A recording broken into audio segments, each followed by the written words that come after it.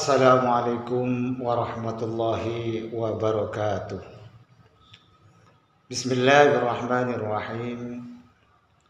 Alhamdulillahi rabbil alamin.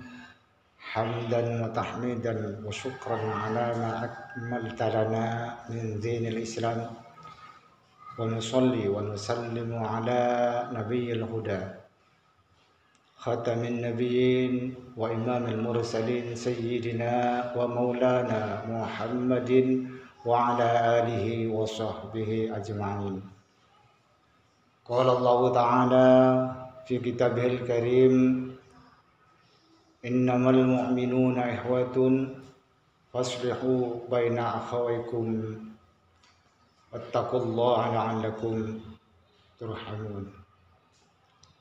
Sadaqallahul azim.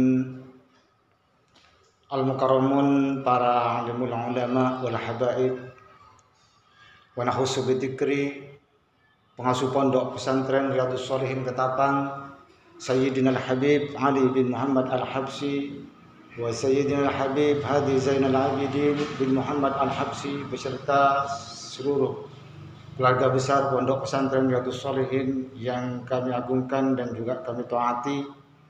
Tak lupa kepada segenap jajaran pengurus eksaris Ikatan Santri Alumni Riyadhus Shalihin, mulai dari tingkat pusat, tingkat atas hingga pengurus tingkat paling bawah, yakni tingkat kordes. Kami tidak bisa menyebutkan satu persatu, namun tidak mengurangi rasa hormat takdim kami kepada beliau-beliau. Mudah-mudahan Allah selalu memberi kesehatan lahir batin, dimudahkan segala urusannya, dan juga diberi barokah umurnya. Amin. Allahumma amin.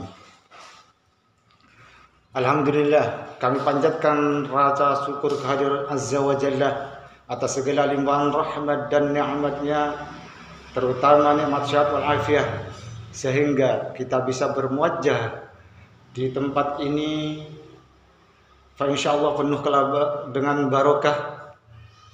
Mudah-mudahan apa yang sudah kita lakukan ini dicatat sebagai amal soleh di sisi Allah. Amin. Allahumma amin. Salawat salam semoga tercurahkan kepada sang baginda Nabi besar Muhammad sallallahu alaihi wasallam yang telah menuntun serta membimbing kita minadz zulumati ilan nur.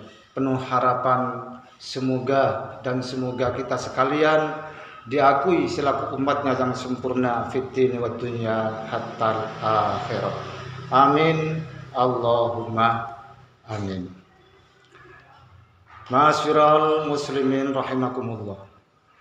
Kami bicara di sini bukan berarti kami yang lebih pintar, kami yang lebih cerdas, atau kami yang lebih tahu daripada yang lain.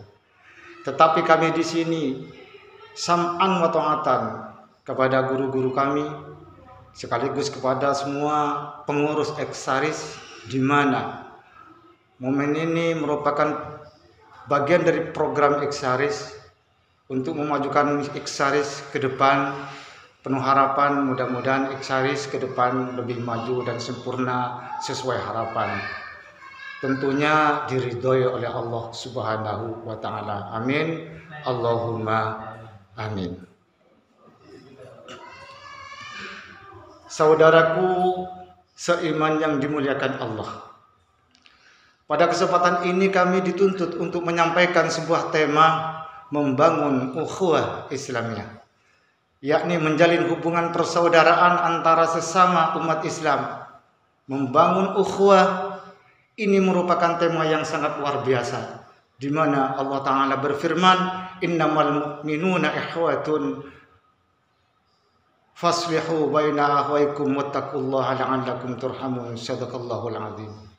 Dalam ayat tersebut diungkapkan sesungguhnya orang-orang beriman itu bersaudara dan dituntut untuk islah, yakni untuk menciptakan suatu perdamaian dengan saudara-saudara seiman. Jadi ketika kita mampu atau bisa mengeterapkan atau menjalankan suatu ukhuwah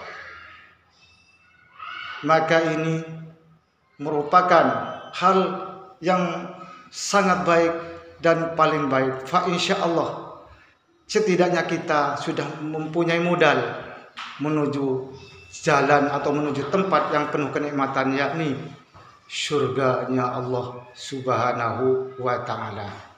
Amin, Allahumma amin. Mudah-mudahan kita sekalian termasuk bagian dari orang-orang yang bisa menjalankan ukhuwah sehingga dicatat sebagai ahli surganya Allah. Amin, Allahumma amin.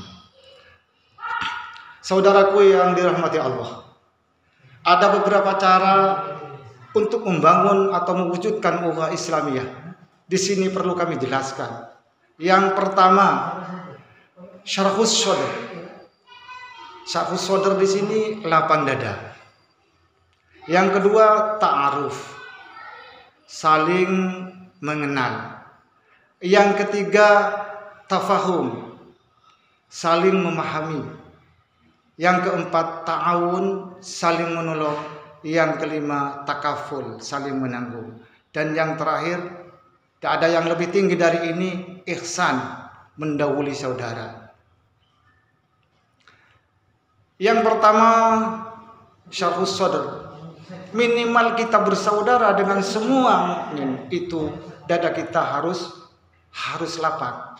Enggak boleh menyimpan ghil atau menyimpan dendam atau mudah tersinggung, iri, enggak boleh. Enggak boleh itu. Maka doa yang harus kita ulang-ulang supaya bisa memiliki syarhus shodr adalah Rabbana ighfir lana wa li ikhwanina alladzina sabaquna bil iman wa la taj'al fi qulubina ghillan lil ladzina amanu Rabbana innaka ra'ufur rahim. Ya Allah, ampunilah kami dan saudara-saudara seiman kami, dan janganlah Engkau tanamkan kedengkian di hati kami terhadap orang-orang yang beriman. Sesungguhnya Engkau Maha Penyantun lagi Maha Penyayang. Saudaraku yang seiman, jadi menghilangkan ghil di hati kita ini kunci surga. Sekedar syarhus shodr ini sudah cukup untuk masuk surga menurut para ulama. Dalilnya, sahabat yang oleh Rasulullah disebut sebagai ahli surga sampai 3 kali. Datang itu Rasulullah sudah meluruskan saf, itu sahabat itu baru datang. Ketika Rasulullah mau berjamaah sholat di masjid bersama sahabat, hendak melakukan takbiratul ihram, Rasulullah bersabda, luruskan saf, bakalan ada yang datang orang ahli surga, kata Rasulullah. Habis itu ada seorang datang masih menetes air wudhunya. Berarti orang itu datangnya kan bukan awal, datangnya mepet sama waktu sholat. Biasa-biasa saja sholatnya. Dikisahkan oleh Abdullah bin Amr bin As, mungkinkah ini orangnya yang dimaksud Rasulullah sebagai ahli surga? Padahal ibadahnya biasa-biasa saja, datangnya ya terlambat, katanya Umar bin As. Penasaran dia. Besoknya setelah mau sholat berjamaah lagi, Rasulullah bersabda yang sama. Ternyata orangnya juga sama yang datang, orang itu juga. Sampai hari ketiga pun juga begitu, datangnya belakangan. Abdullah bin Amr bin As itu penasaran, akhirnya jejerin dia. Ini orang kenapa? Ibadah yang mana yang istimewa? Kok bisanya Rasulullah sampai mengatakan ini sebagai ahli surga? Akhirnya Umar bin As ini sholatnya jejer dengan sahabat tadi. Habis itu takbiratul ihram, habis salam, berdiri langsung pulang. Bilang Abdullah Umar bin As, "Lah, ibadahnya biasa-biasa saja kok bisa. Ini saya harus cari tahu ini, apa rahasianya? Ibadah yang mana ini? Yang istimewa dari orang ini?" Akhirnya ikuti Orang itu sama Abdullah bin Amr bin As diikuti sampai rumahnya, dia bilang, paman, iya nak, ada apa? Bolehkah saya numpang di rumahnya paman? Kenapa nak ya? Saya lagi ribut sama bapak saya. Boleh nak, boleh. Apa tujuan Abdullah bin Umar bin As di situ? Ingin tahu, ingin menyelidiki ibadah yang mana yang spesial orang ini. Kok bisa-bisanya Rasulullah mengatakan orang ini ahli surga. Habis itu 3 hari 3 malam Amr bin As meneliti ibadahnya orang itu. Ketika malam diintip, apakah dia sholat, apakah dia tidur. Ternyata tidurnya nyenyak, bahkan bangunnya itu subuh. Tidak seperti orang-orang yang ibadahnya bagus tengah malam sholat tahajud. Tidak, biasa-biasa saja. Ditunggu sampai pagi, ya bekerja, beraktivitas seperti biasa. Nyampe pada jam-jam duha, tidak ada kesempatan untuk duha. Biasa saja. Akhirnya, setelah 3 hari, Abdullah bin Amr bin As putus asa. Akhirnya nanya sama paman tadi. Paman, sebenarnya saya kemarin tidak ribut sama orang tua, tidak ribut sama bapak. Cuman saya penasaran paman. Apa yang mau penasaran? Yang membuat saya penasaran ini paman. Kenapa paman ini disebut orang ahli surga sama Rasulullah? Padahal ibadahnya paman ya biasa-biasa saja. Malamnya tidurnya ngorok, siang ya bekerja, duha pun tidak. Mendingan saya masuk surga, katanya Umar bin As. Ayo paman, ibadah mana yang istimewa? Kasih tahu saya paman. Oh enggak le, saya biasa-biasa aja. Biasa-biasa saja. Terus kenapa Allah dan Rasulnya menyatakan bahwa jenengan ini ahli surga? Mungkin ya le, mungkin kata orang itu. Saya kalau mau tidur, menjelang tidur le, saya biasa memaafkan saudara-saudara saya yang salah terhadap saya di hari itu. Dan kemudian saya membaca istighfar, minta ampun sama Allah, biar kesalahan saudara-saudara saya diampuni oleh Allah. Habis itu saya tidur. Baru saya tidur saya nyenyak. Hanya itu yang bisa saya lakukan sebelum tidur. Biasa mendoakan saudara-saudara yang salah. Tanpa sepengetahuan orangnya, dia memintakan ampun kepada Allah. Ya, itulah syahrus syadr, lapang dada. Apa katanya Abdullah bin Amr bin As? Lah ini rupanya ibadah yang tidak semua orang bisa melakukannya. Ini rupanya paman ini dikatakan oleh Rasulullah sebagai ahli surga. Itulah. Sebenarnya dengan syarhus syadr ini sudah cukup buat kita modal menuju surga. Para ulama mengatakan begitu. Yang kedua, yaitu ta'aruf. Ta'aruf itu saling mengenal. Mengenal bagaimana? Nah, ini. Kalau kita kenal, kalau orang kenal suara sepeda motornya, kalau dia datang, suara langkah kakinya kita tahu. Kita tahu apa favoritnya, kita tahu apa warna baju favoritnya. Bukan hanya sebatas kenal nama dan di mana rumahnya. Seperti itulah kiranya yang namanya ta'aruf.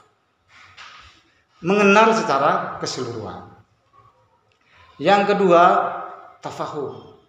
Saling Yang ketiga, tafahum, memahami. Memahami ini apa ya? Kita harus paham pada saudara kita. Ketika saudara kita posisinya sedang duduk gini, oh ini mungkin sudah. Biasanya kalau ini duduknya seperti ini, sudah tidak bisa diajak ngobrol, ini tidak nyambung dah. Mungkin ini sudah ada masalah. Nah, itu.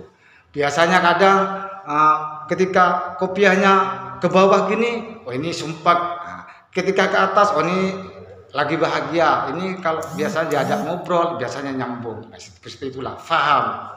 Kita bisa memahami karakter saudara kita. Yang seterusnya ta'awun.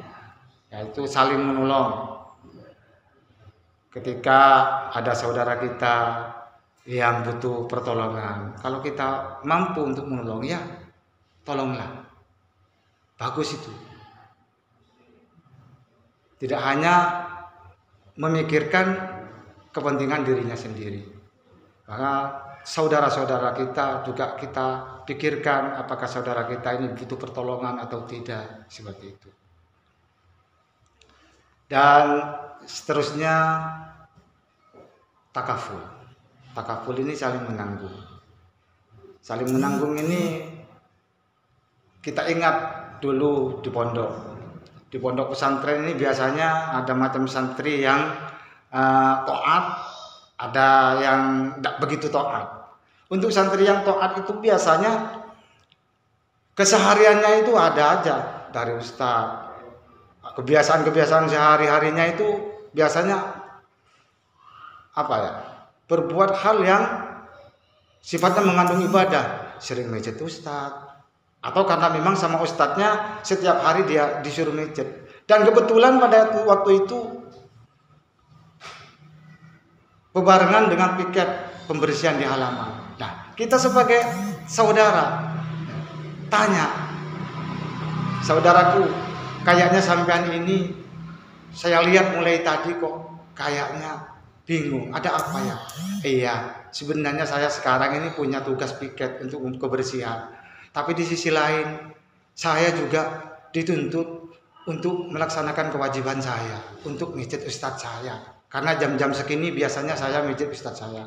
Oh iya saudaraku, sudah wis sampean sana mijit, saya yang akan mengerjakan pembersihan di halaman ini. Nah seperti itulah, saling memberi keamanan untuk menghindari dari kekhawatiran, saling menanggung. Dan yang terakhir, mendahului saudara. Ihsan ini ya melakukan suatu perkara yang lebih baik maksudnya. Ketika saudara kita punya kepentingan, kita juga punya kepentingan, kita lebih mendahului kepentingan saudara daripada kepentingan kita. Demi terciptanya ukhuwah. Begitulah kira-kira untuk penjelasan ukhuwah ini. Yang terakhir ada pesan dari kami untuk menjalin hubungan persaudaraan dengan sesama agama supaya lebih harmonis dan lebih bagus. Satu, hindari perselisihan. Hindari perselisihan. Karena kalau tidak dihindari perselisihan itu, namanya perselisihan, andai kata kita selisih dengan teman, walaupun kita menang, kita akan kehilangan teman. Jikalau kita selisih dengan bos, walaupun kita menang, kita tetap kalah. Setidaknya di tempat itu tidak ada lagi masa depan. Jikalau kita itu selisih sama keluarga, walaupun kita menang, setidaknya hubungan keluarga kita akan renggang. Apalagi selisih dengan istri, walaupun kita menang, hubungan suami istri akan hilang keharmonisannya. Jadi berselisih dengan siapapun saja tak akan pernah ada kata menang, tetap kalah. Yang menang hanyalah ego sendiri. Yang tinggi hanyalah emosi, dan yang rendah dan direndahkan adalah citra dan martabat. Untuk itu, mari hindari perselisihan, mari jaga kebersamaan, kekompakan, agar hubungan persaudaraan antara kita betul-betul harmonis dan sesuai dengan apa yang sudah diajarkan oleh agama kita.